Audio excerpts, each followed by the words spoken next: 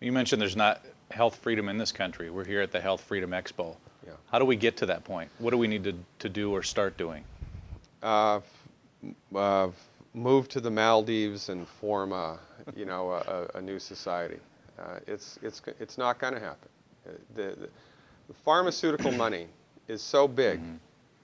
It is so big. We are never, ever, ever going to be able to fight that. So what do?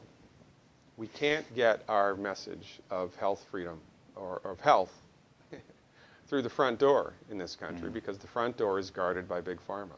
My colleague, Dr. Wall, when he was working for doing research at Yerkes Primate Research Center for NASA in Atlanta, Georgia, he discovered and published the cause and the cure for cystic fibrosis.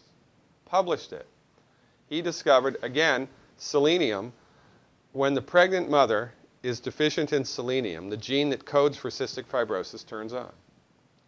When the mother is replete in selenium, the gene does not turn on. The gene expression does not turn on. They could make cystic fibrosis happen at will, and they made it happen in monkeys. Before Dr. Wallach came along, everybody thought cystic fibrosis was a humans only illness, but it's not. But my point is, after he published that and proved it, they fired him. They fired him. Why would they do that? Number one, if they find a cure to something, the research money dries up. Mm-hmm.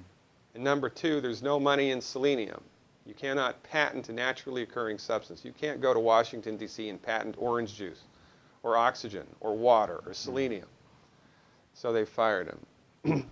Medicine, the front door of medical information in this country is guarded by Big Pharma and MD-directed allopathic medicine. So what do? We cannot go through the front door. So we are going to go through the back door. And how are we going to do that? We're going to do it the same way that every major religion has done it. We're going to do it through grassroots movement.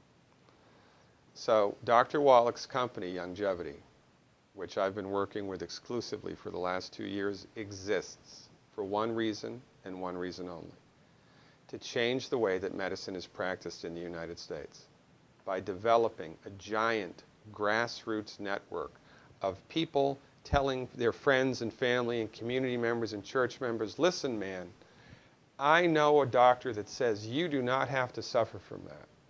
I know a doctor that says you do not have to suffer with type 2 diabetes, with asthma, with arthritis, with osteoporosis, with high blood pressure.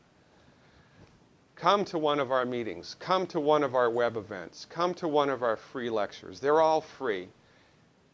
Get the information, apply the information, recover your health, and then spread the word.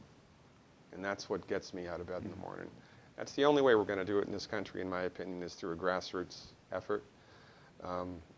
Because the money is too big from the other side. There's no way we can fight them. So we have to ignore them and go through the back door.